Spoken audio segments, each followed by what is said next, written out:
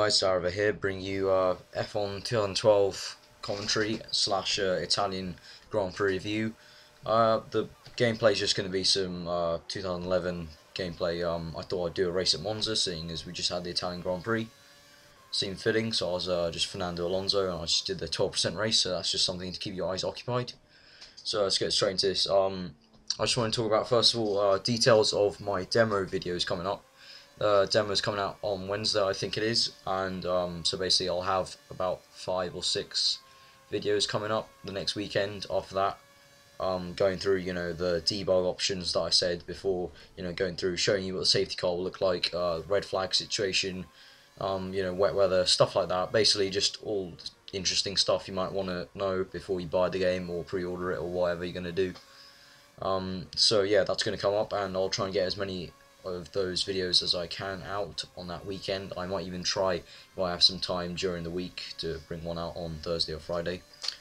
So that's what's going to happen with the demo videos. And Codemasters announced last week the launch of RaceNet. It's now live for the F1 game. And basically what they're doing there is basically you can upload your times and you can compare across consoles, I think it is, your lap times and your race times. And so it's going to be a more kind of competitive sort of thing with RaceNet now there. You can, if your friends all have PS3 or whatever, or I think it's cross console, so it shouldn't be a problem. You can compare times and you can kind of compete against each other to try and get the best kind of qualifying time or race time, or I'm not too sure if they take into account like number of races you've won or best positions or anything like that, but it might be cool to have that. Also, what you could do, I thought what would be cool to do with RaceNet is like FIFA do with their EA challenge thing. Every week or so they have a different challenge. So let's say if something dramatic happened during the week, like I don't know, Barcelona losing to some crap team, the challenge might be you're the crap team, try and beat Barcelona and have the same score as in real life. You could do something like that for F1. I mean, they've already got Champions mode where you're put into scenarios. Well, this could be kind of weekly challenges, like, for instance, with the Italian Grand Prix today, you're Sergio Perez, you're 7th, get up to 2nd or something, get as far as you can, just implementing challenges like that, bring a bit more competition. And I don't know, let's say if you do the competition, then I don't know, you can get like some sort of like reward in game or whatever. I don't really know, I haven't really thought it through, but it's just a quick idea. So yeah, that's mainly the only new F1 2012 news that we've heard of, and really we're just waiting for the demo. So there's not too much I can talk about in this commentary about 2012 for now, because obviously the demo's coming out and then the real game will come out in 2 weeks, I believe. So really we're just waiting around for that game to come, and then we'll get some real good content coming out.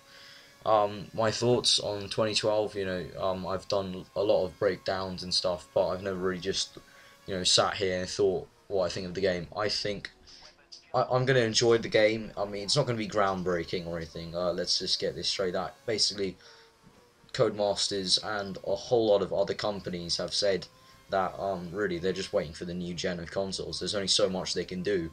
Especially with the racing games, there's only so much they can do with the old gen of console, because the graphics will only go so far. In terms of physics as well, the physics engine that they have for the old gen will only go so far. So they're just really waiting for the new gen. I hope that when the new gen comes out, whenever that is, if you believe the rumours next year or in 2 years, I believe it might be 2 years or 3 years, then we've got to hope that Codemasters finally tries to go down a kind of hardcore route and tries to get some really good physics. I mean, I'm all for getting new people who haven't played F1 games into playing the game, but you need to also satisfy your hardcore fans, to keep the sales up. I mean, really, this year they've gone just stupidly in the view that, oh, we've got Austin now, we need to tailor to an American market. And frankly, no offense to any Americans that watch this video or subscribe to me or whatever, but the racing that you're used to is very different to F1, and really, I don't know how much you're going to appreciate F1 straight away off the bat. I mean, yeah, you might. That's all good. That's really good. But what basically Codemasters have actually done this year is they've really, put forth, to make the game as fun as it can be, as introductive as it can be, because they know they're getting a whole new, host of customers from the US, and they need to try and make it more accessible to you US guys. And obviously also there's all newcomers from all around the world who are going to play this F1 game. But also with the whole kind of release, the first bit of footage they released was at Austin. They've just geared it towards the US customers, and I'm not saying that's not fair. I mean, I think they should have a balance, and that, yeah, I know there's a new US track, but they shouldn't give any special treatment just because there's a new US track. And really, they're just thinking all about money. I know they're a company; they're gonna do that, but it's just a shame that most companies come to that. You see the Call of Duty developers doing that, and in recent years FIFA's done that. Yeah, there's not too much you can talk about that, but yeah, I still think I'm going to enjoy 2012. I'm definitely going to have so much fun making this career mode series for you guys, and I just hope it helps grow my channel a tiny bit, and hopefully I can reach a goal of 100 subscribers, hopefully in the next coming months, but we'll have to see. And on the note of subscribers, I just want to thank all my new subscribers. I think I've gained about 12 in the past 2 weeks, so really thank you to you guys, and obviously my old subscribers for keeping with me.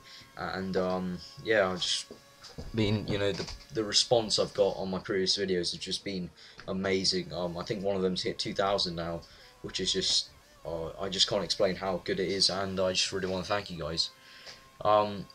So I know I never brought out like a 2012 wish list. It'd be a bit stupid for me to say it now because we've, there's only 2 weeks to the new game. But even though a lot of my wants have not been met, and a lot of people's wants have not been met for the new game, I still think everyone's going to enjoy 2012, and I think you need to give it a chance. The graphics look amazing, the lighting looks so much better, it just looks all more realistic, and I think they are trying to, they're just trying to refine it, because as I've said, they're getting to the end of their lifespan in terms of what groundbreaking stuff they can do, and they can just kind of wait.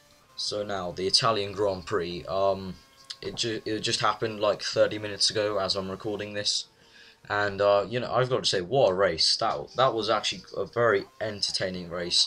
Thoroughly enjoyed it, particularly towards the end. That was a great race. So I'm just going to go through how I've written down a few points that I thought worth talking about. First of all, Alonso's great start, 10th to 7th in 2 laps. It was a brilliant start. He got past the rest after the on the third turn, and then he got past Kobayashi, and it was a really great start. Obviously, he knew he had to damage limitate the race, and it was just a great start for him. Shame about Massa, he couldn't do much to attack Hamilton. He tried on the outside. Obviously, it's very tricky to do that into that chicane, but he tried his hardest, and well done to Massa for getting 4th. Yeah, he could have held on to 3rd and held up Alonso, but obviously they're trying to think in terms of who's going to win the championship, and still I think although I've never been a massive fan of Massa to start off with, I've just got to hand it to him that he's really maybe put himself in a better light. But obviously I think also Perez just outshined, and even though Massa did a brilliant job in terms of relative to what he's been doing the whole year, again Perez has made the argument that you could just simply replace Perez into that Ferrari team and he'd be quite a good teammate to Alonso, but I'm going to talk about that later on in the video. So my next point to highlight was the Vettel v Alonso incident. Tell me what you guys thought in the comments. I thought Vettel was, I think he was unlucky to get a drive-through penalty, but I did think that he did not give Alonso enough space. You could see it on the replays that Alonso was coming up right beside him. His right front was right up against his left rear, and Vettel just didn't look in his mirrors, wasn't turning right. He only turned right, I believe, until Alonso was on the grass. So like about 3 wheels of Alonso's car were on the grass. That's when Vettel started turning right. So Damon Hill made a point in the post commentary in Sky, you know, that maybe Vettel didn't know he was there, but you know, really he should be looking in his mirrors and you know, noticing that Alonso's there, and you know, a lot of comparison can be made to the 2011 move that Vettel did on Alonso in that same corner, but it's very different. You know, Alonso gave Vettel a lot of space a year ago, and Vettel hasn't done any sort of thing like that. So maybe the penalty was a tiny bit harsh, but the stewards have got to, you know, think about the rules, and the rules do stress that you must give a car width, you know, when you're defending, and Vettel was doing that up till the point where Alonso was actually on the side of him. It didn't make any sense that Vettel gave him that space when Alonso was behind, but when Alonso was next to him, he just didn't give him that space. So you know, a bit harsh but just, and really didn't really matter, because in the end, again, my next point is Vettel's bad luck just continued. You know, with the drive-through, you know, he tried to, you know, battle back. He overtook Webber, but his alternator failed then, just as it did in P3. And I think this is a sort of, I think it's a similar issue to what he had in Valencia, where his alternator failed, and I don't really know what the Renault engine is doing, but yeah, the alternator just failed. It's a real shame for him, but I'm not complaining. I'm not a massive fan of Vettel in terms of, I mean, I think he's a nice guy and all, but you know, in terms of who I support, you know, the Brits, I don't think, I don't really find that Vettel had a bad weekend. Not too shabby, but I was quite you know, annoyed by my next point, which is that Jenson Button was out of the Italian Grand Prix. I think one or two of you probably know that I'm a Jenson Button fan.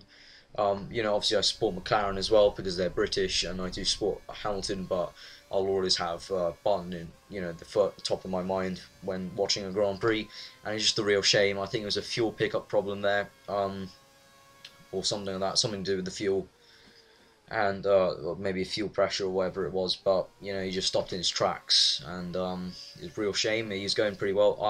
I think it wouldn't have been a McLaren 1-2. I don't think it would have been a Hamilton first, Perez second, then Button third, I think, because Perez was just on it.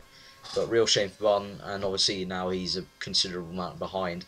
And you know, even though he's a fighter and he's saying that he won't give up, you know, even though I don't want to say that he should give up, you know, really I think it's time to start supporting Hamilton, because Hamilton's so close to Alonso now. He's second in the championship, and you know, I think Hamilton could do this if McLaren give him the right car for the next few races.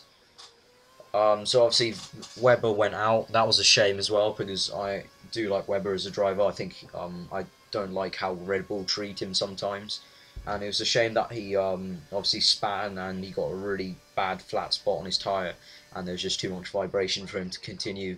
A shame, and a really bad luck for Red Bull. I'm not a fan of Red Bull massively, but still, you know, that's a big shame for them. But it's a big gain for McLaren. Quite happy about that in terms of the constructors. McLaren are catching up, so that's very good. Perez, what can I say? He definitely outshined everyone in terms of performance, and he has got to be the driver of the weekend, or whatever you want to call it. He was on it. He was just a complete beast, and you know, from what was it, like 9th all the way to 2nd. Obviously a few things helped him out. Vettel helped him out by dropping out in terms of the drive-through penalty. Also, what was it? I think it was Schumacher was pitting or something like that.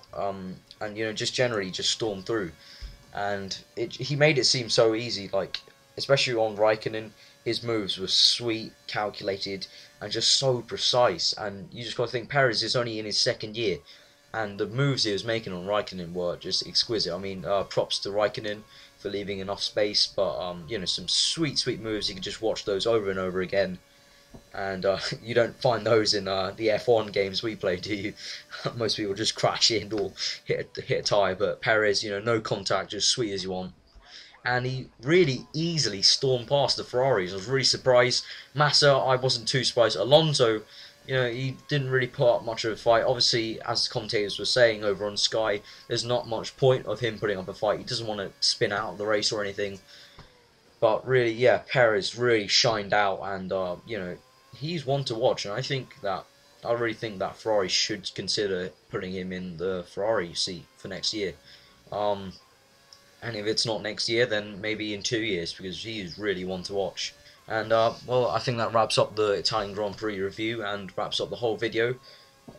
If you're still here and you haven't got bored of my voice, I thank you very much. And if you've liked what you've seen, maybe give it a like. If you've never watched any of my videos, maybe click on my channel and go check them out. And you know, if it tickles your fancy, you might want to subscribe, because I've got 2012 career mode coming up once the game comes out in 2 weeks. I've been Arthur, guys. I hope you've enjoyed the video, and you know, enjoy the rest of your day, and I'll see you next time, next weekend, for my 2012 demo videos, series of them. So I'll see you guys, and enjoy the rest of your day.